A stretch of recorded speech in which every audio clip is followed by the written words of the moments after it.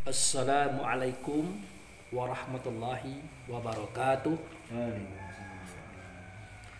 Alhamdulillah wa syukurillah lillahi ta'ala la rahmatillahi alaina aina fizal laili adana fizal salat insyaallah rahmatullah wa alaina wa ala nabil karim Muhammad sallallahu alaihi wasallam ayu sallimu alaihi Allahumma sholli ala Muhammad wa ala ali Muhammad amma ba'd. Kita bersyukur bapak-bapak, saudara-saudara berhadir pada subuh hari ini akan semua anugerah Allah atas kita yang telah membangkitkan kita dari mati kepada hidup kembali dengan sadar dan sehat sehingga kita bisa datang dan hadir di mushola yang kita cintai ini. Kemudian salawat dan salam kita persembahkan kepada Rasulullah sallallahu alaihi wasallam. Allahumma sholli ala Muhammad wa ala ali Muhammad. Nah, sekarang kita mulai mencoba memperhatikan surat Al-An'am, yaitu surat nomor 6 ayat 7. Coba dibaca Pak Pen. Walau nazzalna 'alaika kitaban fi qirtasin falamasuhu biaydihim لقال الذين كفروا إن هذا إلا سحر مبين. Sadaqallahul azim. Coba terjemah Pak. Diterjemahkan. Dan sekiranya kami turunkan itu Pak. Ya. Dan sekiranya kami turunkan kepadamu Muhammad tulisan di atas kertas sehingga mereka dapat memegangnya dengan tangan mereka sendiri. Niscaya orang-orang kafir itu akan berkata, ini tidak lain hanyalah sihir yang nyata. Jadi ini untuk pengetahuan kita yang baru, imam bertamu anak muda ya, generasi muda. Walau nazalna alaikal kitaba fil qirtas walamassuhu bi aidihim laqala allazina kafaru in haza illa syihrun mubin. Jadi Allah berkata melalui Rasul via Nabi, tertulis pada surat 6 Al-An'am ayat 7. Dan jika kami turunkan kepada engkau hai Muhammad kitab itu dalam bentuk tulisan di atas kertas, falamassuhu bi aidihim, dan pun mereka bisa memegang dengan tangan mereka, laqala lazina kafaru, maka berkata orang kafir atau orang ingkar itu, in haza illa sihrun mubin, sesungguhnya ini adalah sebuah kebohongan yang besar. Jadi kejadian ini terjadi pada zaman Nabi Muhammad, Pak. Jadi pada zaman Nabi Muhammad itu memang semua catatan wahyu itu masih tertulis di atas pelepah kurma, batu-batu, kayu-kayu, tulang-tulang, kulit-kulit hewan, kan? Dan juga ada juga di atas kain, di atas kertas ada juga. Tapi waktu itu belum ada juz. Nah, belum ada juz itu, Imam.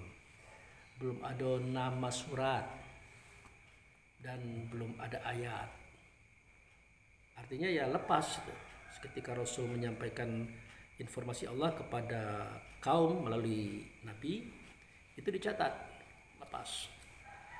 Nah, sewaktu itu kaum muslimin sempat berpikir di dalam kitab Taurat, kitab Zabur dan Injil mereka sudah berbentuk buku.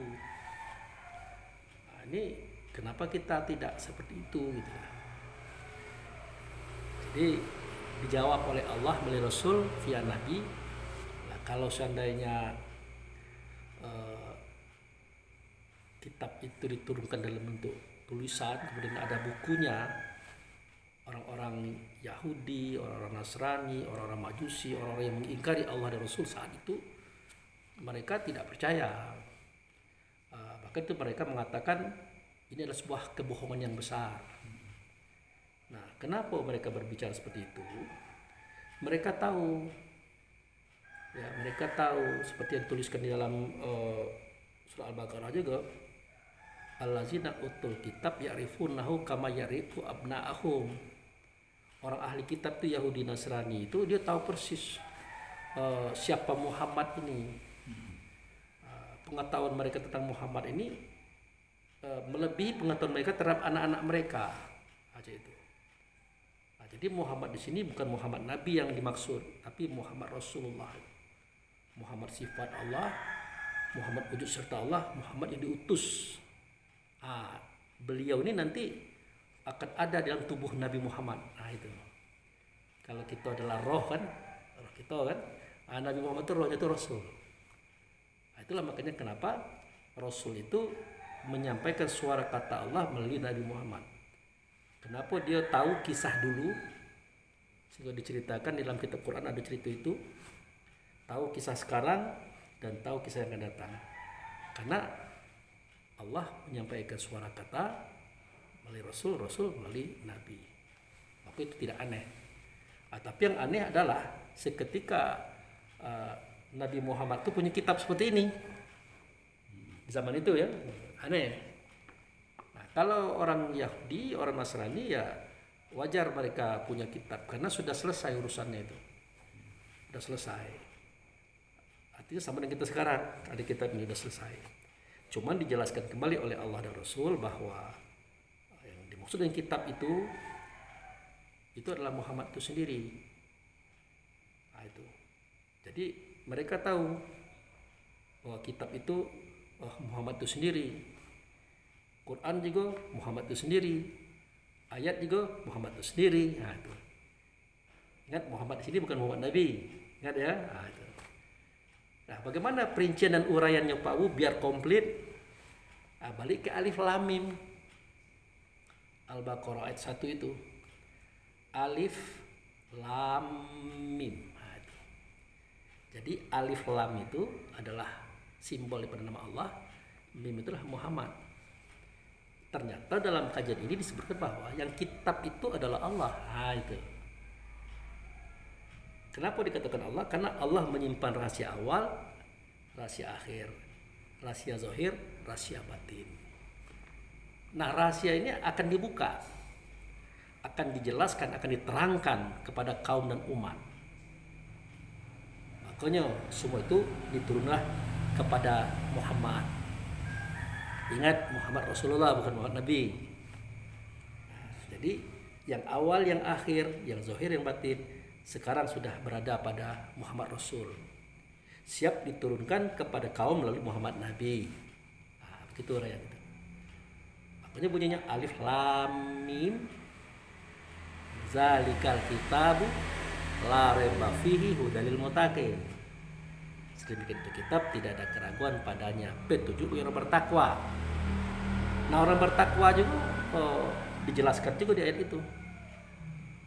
Allazina yu'minuna bil ghaibi wa yuqimuna sholata wa mimma razaqnahum yunfiqun.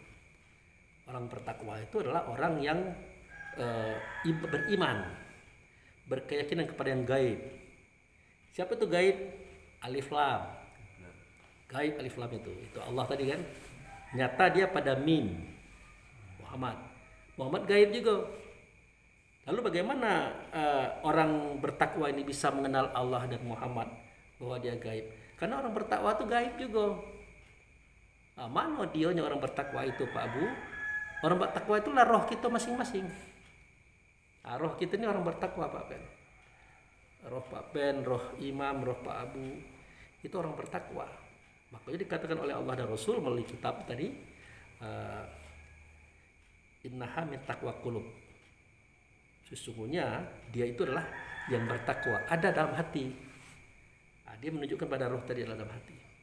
Jadi orang bertakwa itu gaib, dia bisa menyaksikan Allah melalui Rasul. Karena Allah gaib, Rasul gaib. Nah, bisa disaksikannya. Nah, itulah kejadian yang terjadi dalam rumah waktu itu. Seketika wa iz akaza rabbuka min bani adam min zuhurihim dzurriyyatan wa asyhadahum ala anfusihim alastu birabbikum, adakah tidak aku Tuhan kamu? Nah, itu. Nah, maka mereka ya yang dia lihat adalah yang ngomong itu alastu birabbikum tadi. Maka Maka bahasa konkretnya adalah ingatlah seketika Allah mengeluarkan semua roh anak Adam, mengangkat saksi atas diri mereka masing-masing. Ditanyakan kepada mereka, alastu bi rabbikum, adakah tidak aku ini dengan Tuhan kamu? Siapa aku dengan Tuhan tadi? Kalau Allah jelas Tuhan, kalau aku dengan Tuhan siapa? Itu adalah sifatnya Allah, ya. Wujud serta Allah itulah Rasul, namanya Muhammad. Nah itu, maka berucaplah semua ruh tadi, bala syahidna, benar engkau dengan Tuhan kami menyaksikan. Nah seketika mereka sujud, bunyi sujud mereka itu berbunyi dengan kalimat asyhadu an la ilaha illallah wa asyhadu anna muhammadar rasulullah. Aku bersaksi tidak ada zat, tidak ada sifat, tidak ada nama, tidak ada perbuatan kecuali Allah lah dianya. Tetapi tidak Allah yang kami saksikan, melainkan sifatnya, wujud sertanya, utusannya, nama dia dengan nama Muhammad. Nah, jadi suara kata Allah tidak nyata, melainkan nyata pada Muhammad Rasul. Nah, suara kata Muhammad Rasul tidak nyata, melainkan nyata pada Muhammad Nabi. Makanya kitab dan Quran itu orang Yahudi, orang Nasrani tahu persis, bukan buku, tetapi kitab itu Allah, Quran itu Muhammad, dalam dada itu adalah ayat. Makanya di surat yang lain dijelaskan allazina utul kitab ya'rifunahu, orang ahli kitab itu allazina utul kitab ya'lamu, mengetahui al-haqqu min rabbik, bahwa kebenaran itu datang daripada Tuhan. Pokoknya orang ahli kitab itu tahu kalau itu. Orang kaum Musa, kaum Daud, kaum Isa itu tahu kalau dia bahwa Allah itu kitab, Muhammad itu Quran, dan Islam dan itu ayat, tahu kalau. Nah, jadi mereka tidak mau di zaman Nabi Muhammad tidak ada tulisan. Pernah dulu orang nak menulis hadis macam-macam untuk Nabi Muhammad, jangan dulu nulis sendiri bercampur-campur. Jangan dulu kalian jelaskan tulisan-tulisan ini, nanti kita dicemooh orang. Karena kitab itu bukan tulisan, Quran bukan tulisan, ayat itu bukan tulisan gitu. Gitu. Nah, maka keluarlah ayat ini tadi. Walau nazalna alaikal kitaba fil qirtos, dan jika kami turunkan kepada engkau kitab itu di atas kertas atau buku yang sudah bertulis, falamasuhu bi aidihim, maka orang kafir tadi memegang dengan tangannya, laqala allazina kafaru, pasti orang kafir itu berkata, in haza illa sihrun mubin, itu kebohongan yang besar. Itu pasti sihir. Yang ini orang kita kini kan tidak tahu ini. Orang kita ini yang tahu mana kitab ini, mana Quran ini, mana ayat ini. Kalau orang belum tahu, kitab itu bukan ini, Quran bukan ini, ayat bukan ini. Makanya seketika Nabi Muhammad berkata zalikal kitabu la raiba fihi hudal muttaqin, sahabat bertanya, ya Rasulullah, ma huwal kitab? Kalau Rasul al-kitabu Quran. Masih ketika Nabi berkata Quran, ditanya lagi oleh sahabat, ya Rasulullah, ma huwal Quran? Maka terjawablah oleh Nabi saat itu, tertulis pada surat Al-Ankabut ayat 9, bahwa ayatu bainatu fi sudur al-jinatul ilmi wa ma yaj'adu bi ayatina ilal zalimun. Kitab itu adalah Quran, Quran itu adalah Adam dada kita masing-masing, itu ruh. Jadi Nabi Muhammad dulu kalau dia berkata kitab bukan buku ini, kalau dia berkata Quran bukan buku ini, kalau dia berkata ayat bukan buku ini. Nah ini yang tidak diketahui lagi oleh orang-orang di akhir zaman. Nah, jadi mana itu kitab, mana itu Quran, mana itu ayat, beliau mengajarkan yang dalam dada kita pada saat itu. Nah jadi bagaimana Pak Abu Fikri dengan kitab kita sekarang ini? Ini kitab Quran yang kita agung-agungkan ini, apakah dia salah? Jawabnya tidak salah. Kitab ini adalah salinan dari suara Allah dan suara Rasul yang disampaikan oleh Nabi. Salinan itu.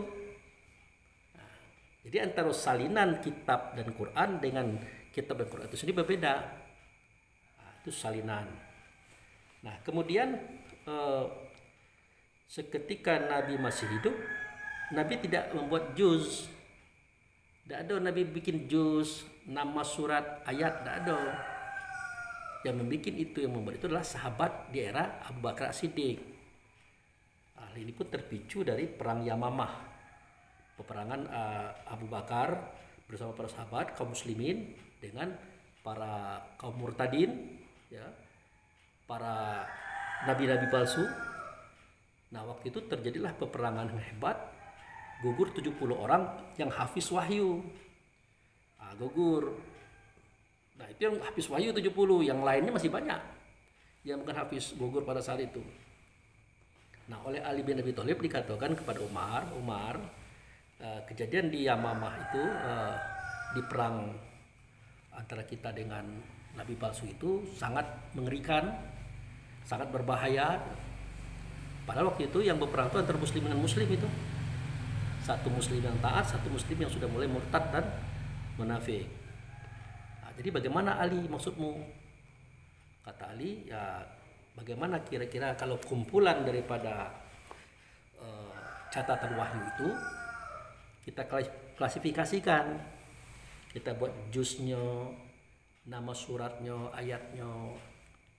Nah, waktu itu Umar marah, dia membentak bahkan melotot, kamu jangan coba-coba Ali mengajak aku, memerintahkan aku untuk melakukan sesuatu yang tidak pernah dibuat oleh Rasulullah. Jangan coba-coba.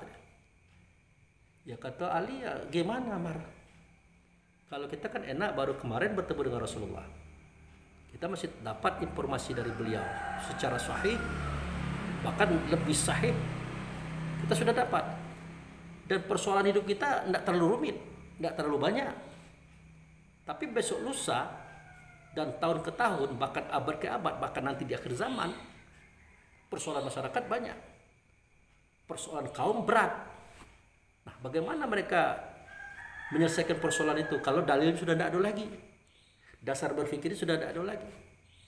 Nah, oleh karena itu aku rasa sangat penting catatan-catatan wahyu yang ada di dalam gudang itu dikeluarkan, kita susun. Akhirnya kata Umar, oh ya benar juga kali, kalau gitu mari kita hadapi Abu Bakar As-Siddiq sebagai khalifah pada saat itu. Nah, jadi singkat cerita, Umar dan Ali menghadap pada Abu Bakar As-Siddiq. Sama, dimarahi oleh Abu Bakar. Apakah kalian berdua itu, wahai Umar dan Ali, tidak mengajak aku melakukan sesuatu yang tidak pernah dibuat oleh Rasulullah? Dijelaskan lagi, diuraikan lagi, dipakemkan lagi. Akhirnya Abu Bakar berpikir, oh iya juga, kalau tidak dibuat seperti itu berbahaya ini. Nah, akhirnya Abu Bakar pun setuju. Dipanggillah sekretaris Nabi Zaid bin Sabit. Sama persoalan. Apa kata Zaid? Apakah mentang-mentang Anda khalifah, Anda raja, Anda presiden daripada mukmin, Anda tidak memerintahkan aku melakukan sesuatu yang tidak pernah dibuat oleh Rasul, tidak pernah disampaikan oleh Nabi? Ya, ceritanya begini, Zaid, kata Abu Bakar. Diuraikan kan panjang lebar. Akhirnya Zaid pun paham. Maka dibuatlah tim penyusun wahyu, ditulis di atas kertas, dibuat juz, dibuat nama surat, dibuat ayat. Nah, maka setelah terbuat semua itu digulung, diikat dengan benang, disimpan di rumah Absah binti Umar, istri Nabi. Nah, nanti di era Utsman bin Affan, karena perjalanan kaum muslimin itu sudah mulai jauh ke luar negeri menyebarkan Islam tadi, sampailah mereka itu di Jerman sekarang itu. Nah, di situ ada alat cetak. Nah, maka dicetaklah catatan wahyu tadi yang digulung tadi di situ sebanyak 4 buah. Yang satu disimpan di Mekah, di Madinah, di Basrah, dan di Kufah. Nah, sejak itu adalah kitab Quran ini. Nah, itu ceritanya tuh.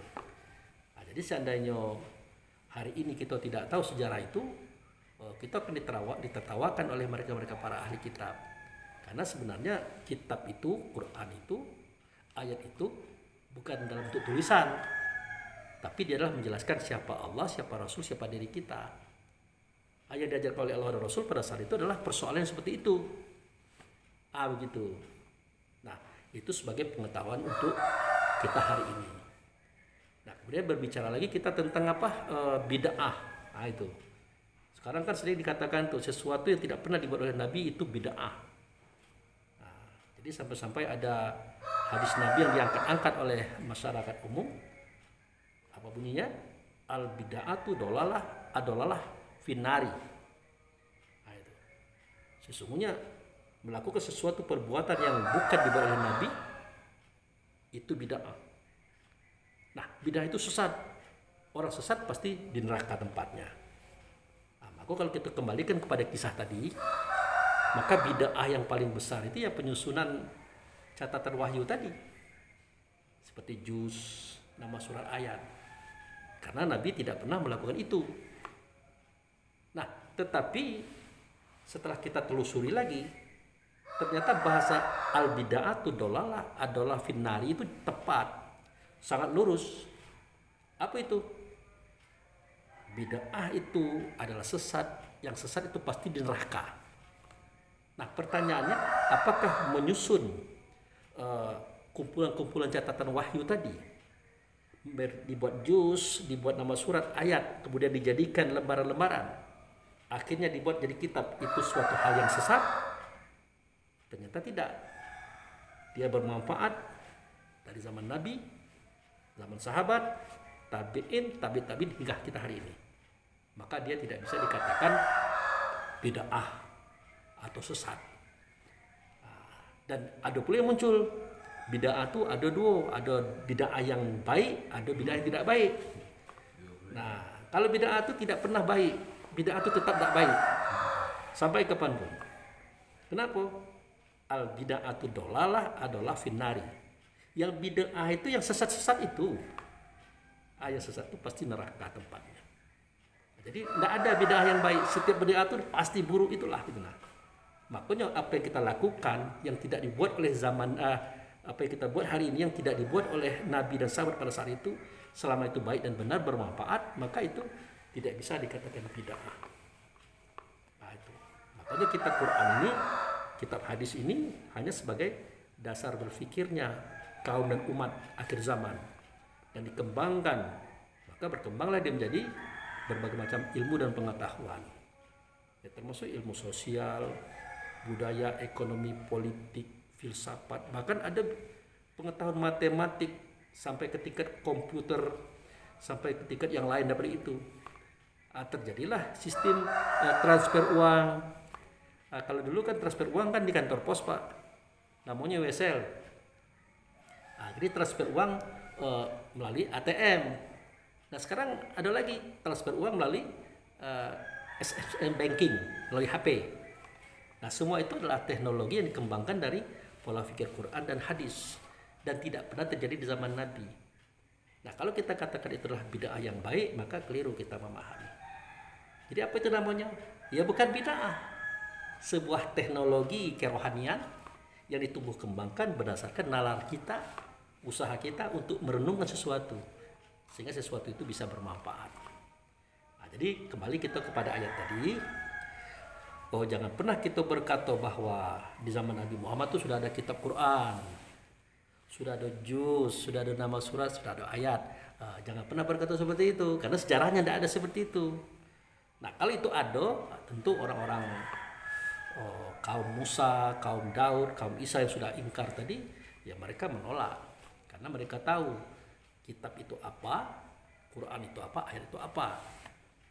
Maka wal awalu wal akhiru wa zahir wa batinu itu tidak diarahkan kepada Allah, tapi diarahkan kepada Muhammad Rasul. Jadi dia yang awal, Muhammad Rasul tadi, dia yang akhir, Muhammad Rasul tadi. Nah, dia yang zahir, Muhammad Rasul tadi melalui nabinya, dialah yang batin. Ya, kalau Allah tidak, Allah mengawali, Allah mengakhiri, Allah menzahirkan, dan Allah pun membatinkan.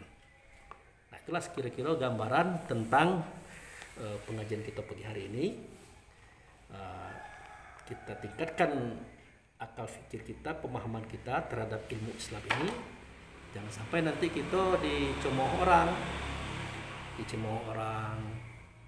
dikatakan ya, kalau sekarang ini lagi marak bully-bulian, Pak. Ya. Kalau Pak tengok di YouTube tuh bagaimana mereka menghantam Islam ini berdasarkan Quran, berdasarkan hadis, berdasarkan pendapat ulama.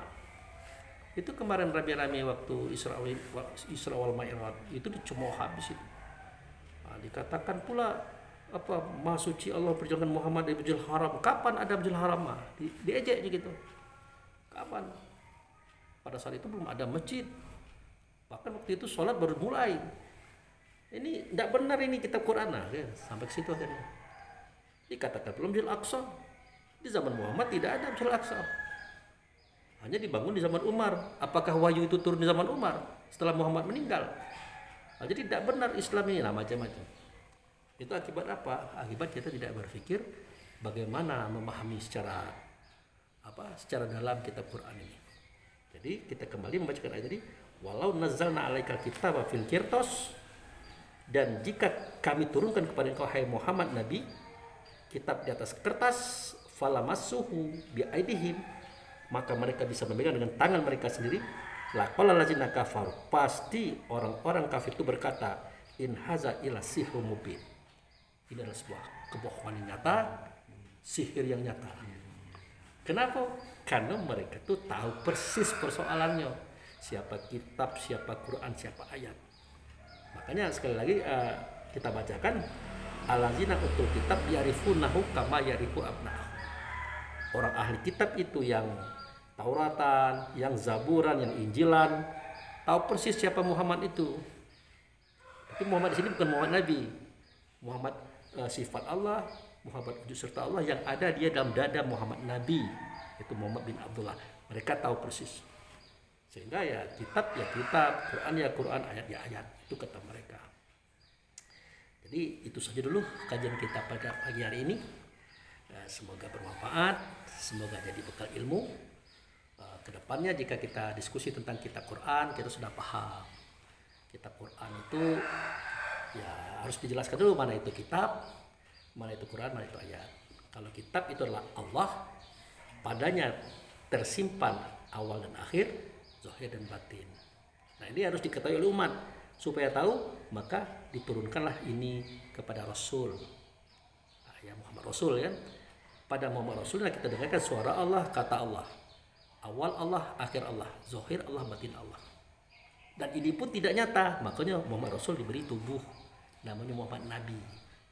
Muhammad Nabi ini adalah Muhammad bin Abdullah bin Aminah yang lahir hari Senin tanggal 12 Rabiul Awal tahun 571. Nah, bersuaralah Muhammad Nabi ini dari A sampai Z, dari Al-Fatihah sampai An-Nas, dan semua itu tertulis pada kitab kita hari ini. Nah, pada waktu itu kitab ini belum ada, jusnya belum ada, nama surah belum ada, ayat belum ada. Itu aja dulu, lebih dan kurang mohon maaf. Wabillahi taufiq wal hidayah. Assalamualaikum warahmatullahi wabarakatuh. Waalaikumsalam.